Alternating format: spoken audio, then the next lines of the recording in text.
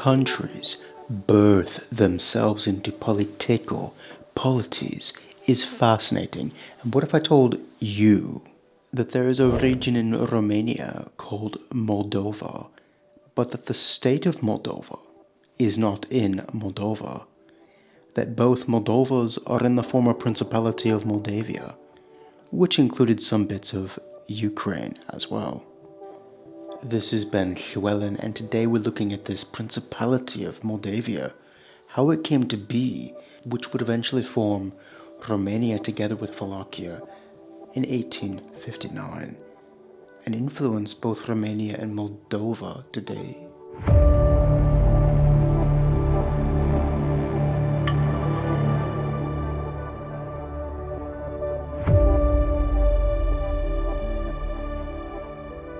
So what does this name Moldova even mean?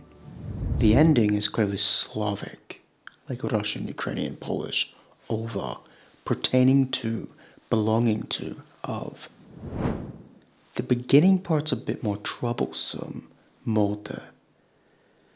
This could be Dacian, Germanic, Latin. It could mean spruce tree, tender, dust, some type of flowing river. I'm not choosing between these various arguments, so we don't know what it means.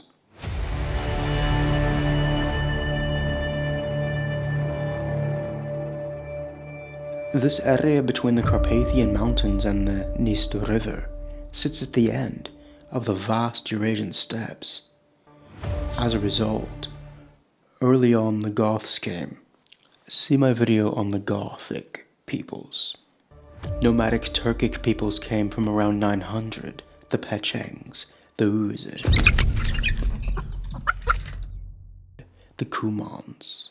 From 1150, a Slavic Principality of Halish, and then the Kingdom of Hungary, began extending their power into these lands.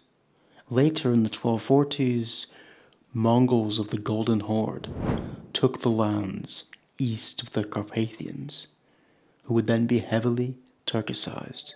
But as for Vlachs, Vlachs are Romanians basically, but there are other Romance-speaking people in the Balkans, smaller groups. These are essentially the old Romans. Shepherds mostly originally, but not entirely. They spoke what would eventually become Romanian. The historian Victor Spine says the earliest reference to them, east of the Carpathians, is in 1050 on a Varangian runestone. Varangian runestone. So what are these two words?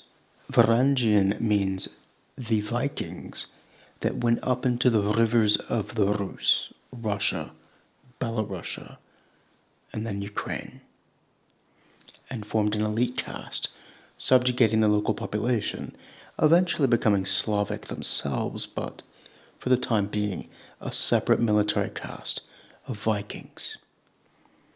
The runestones, however, were in Scandinavia where they came from to commemorate these eastern voyages, to keep records of these Viking explorers and traders on their expeditions to the east.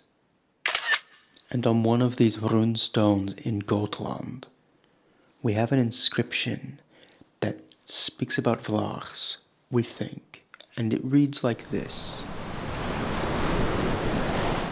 Roð Vesolen Hroð Alfer. They had the stones raised in memory of their 3 sons, this one in memory of Hroðfus. Wallachians betrayed him on a voyage. May God help Hroðfus' soul. May God betray those who betrayed him. It is also possible the Brodnici tribe were a Slavic Vlach hybrid. They were trading with Genoese colonists who established a major base at Chitetia Alba in the 13th century. In Ukraine today, Bogorodnostrovskia. There is a feeling in what we have, the evidence, which isn't much, that the Vlach presence is steadily growing in this area in the 13th century. We have suggestions of bands of Vlachs killing others, making expeditions, and up in this northwestern part of Moldavia, we have evidence of armed bands of peasants that formed small armed, maybe guerrilla groups, and an elite caste. These come from the area around Vatra Moldavite here, which this is peculiar because this is quite distant from Wallachia, meaning the core of their power is separate from Wallachia at this point. Romania is not a singular polity in any sense.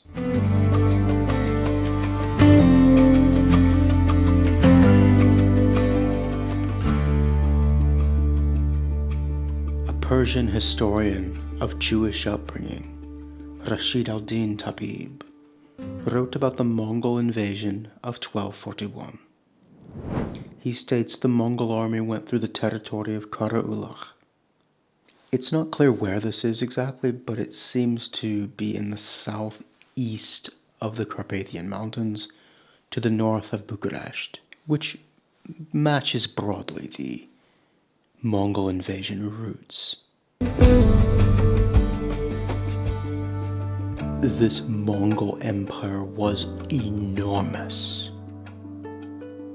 Enormous, and European powers were like, what is this massive thing appearing out of the east?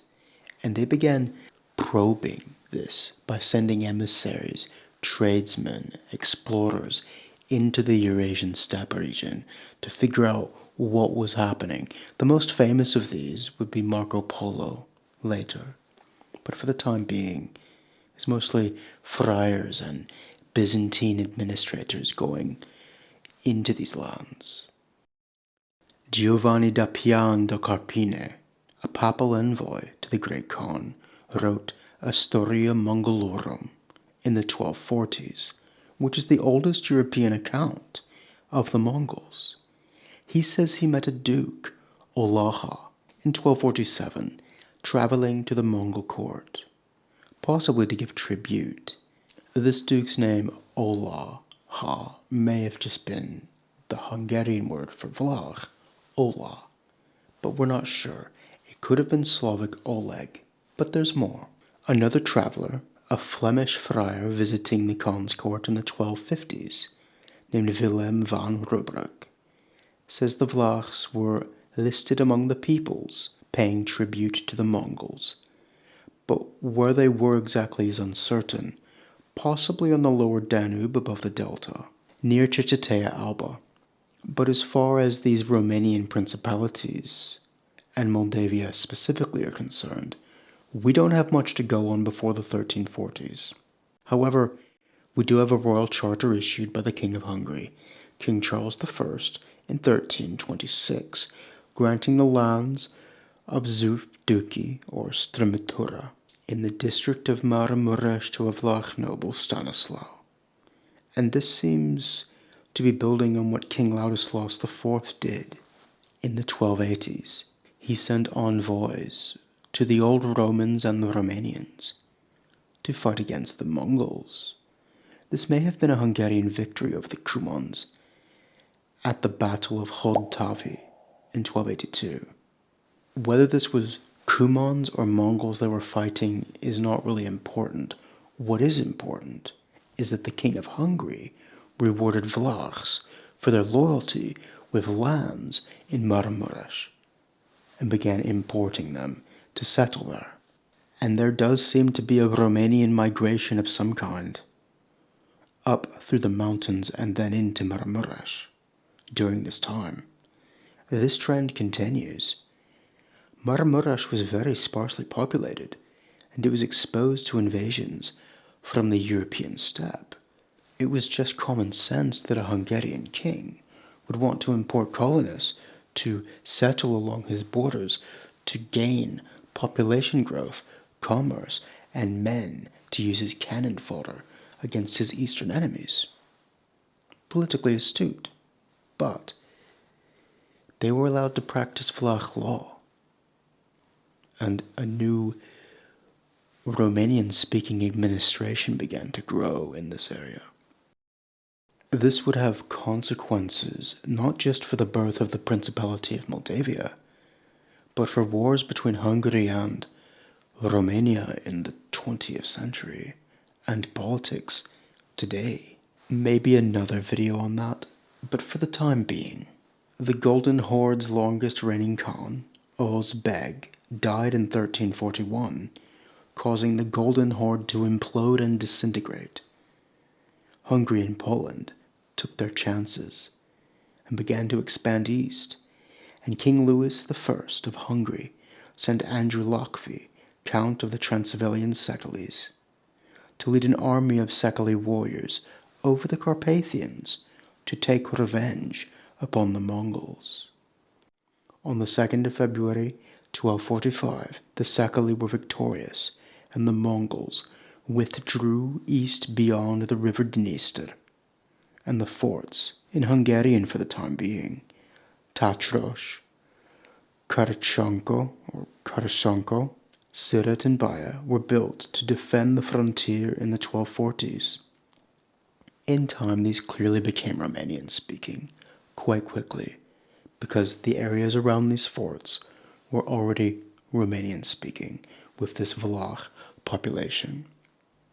But the Vlachs of Maramuresh were about to change the north of what would become Moldavia forever.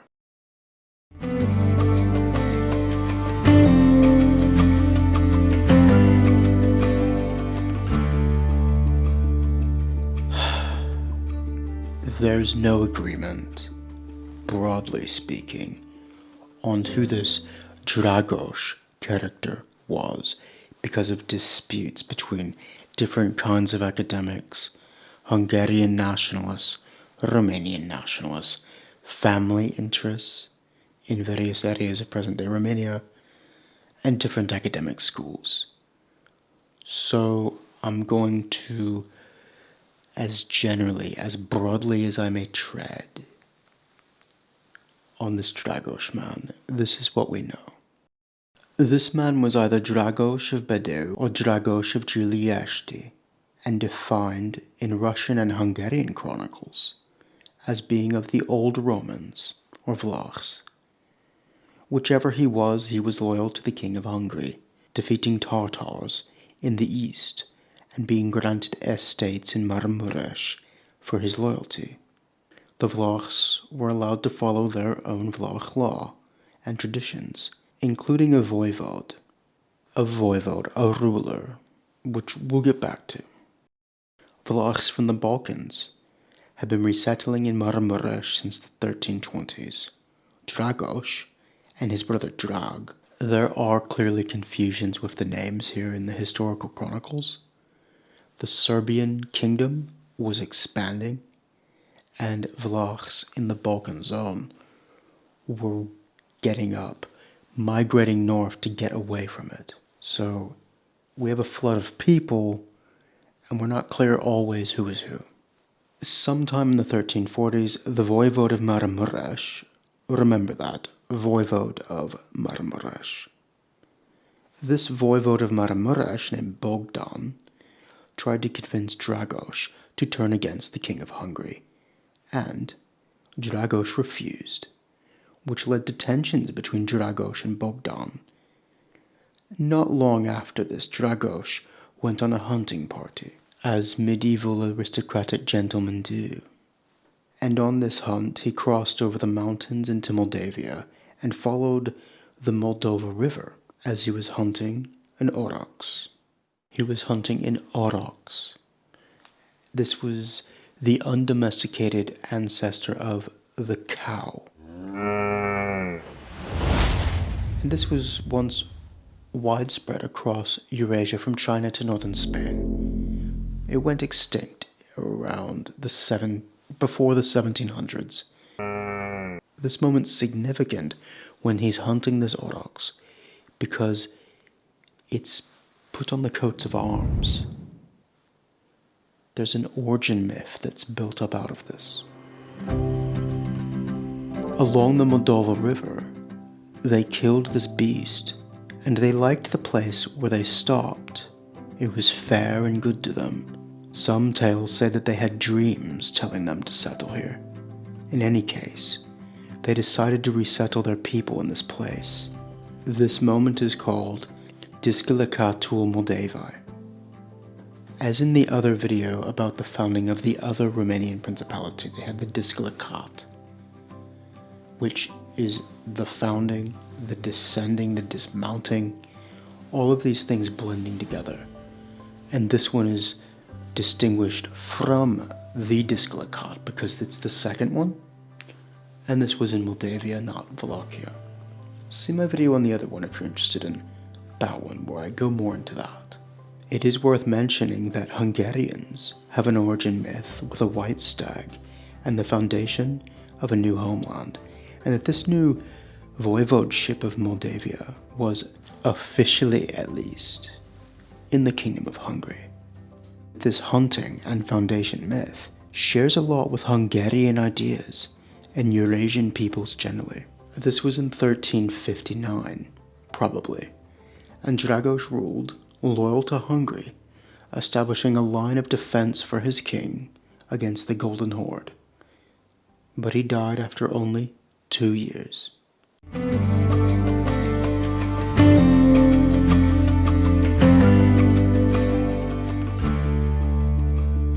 Bogdan was the voivode of Maramureș, and there's a bit of history here we need to know.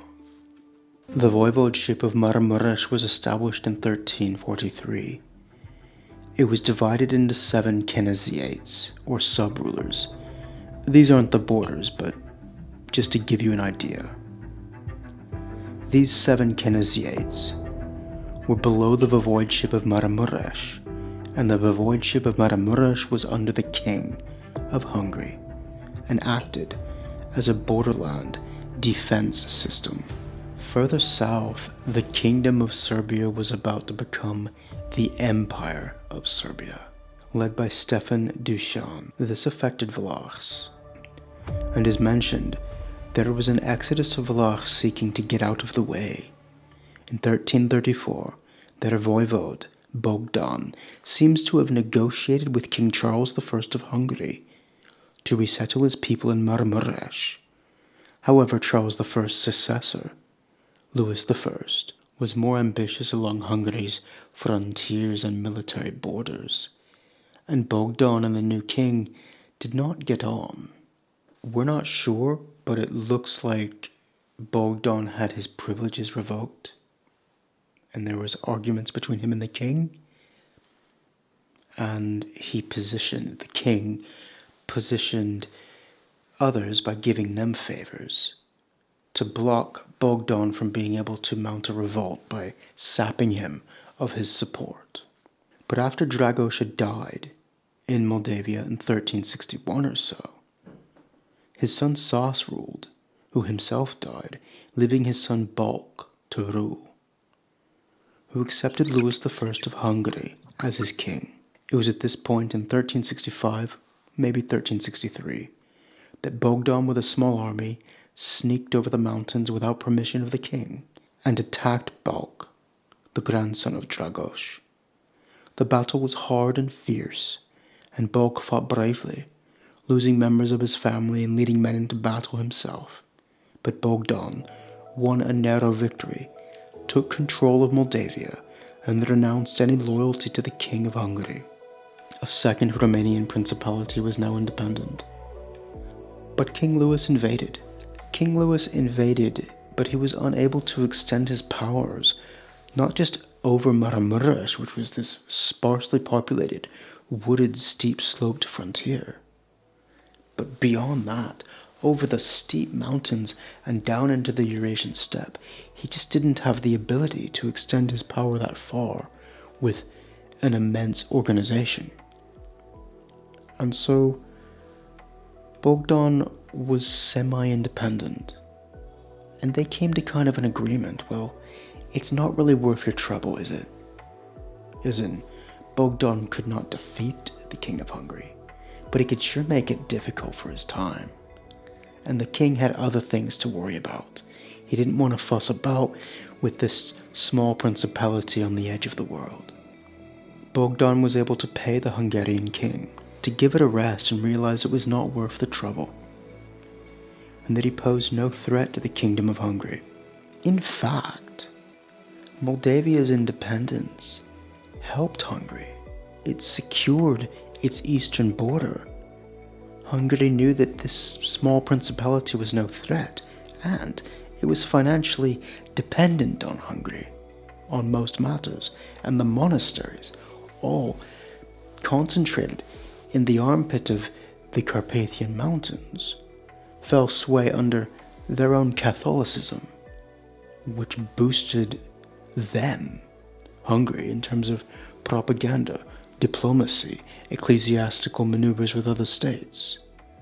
And the Hungarians at the time realized this, and well, they're like, we don't want to admit it, but giving them their independence kind of helps us.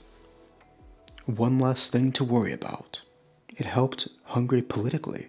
And meanwhile, Bogdan's descendants would rule for the next 300 years, building monasteries, beautiful monasteries in Moldavia, cities, ports, links with Italian city-states, Polish alliances, and several intermarriages with Wallachian rulers that would be expanded on later to build the Romanian state and the Romanian aristocracy, and the political identity of Moldova, both Moldova and Romania.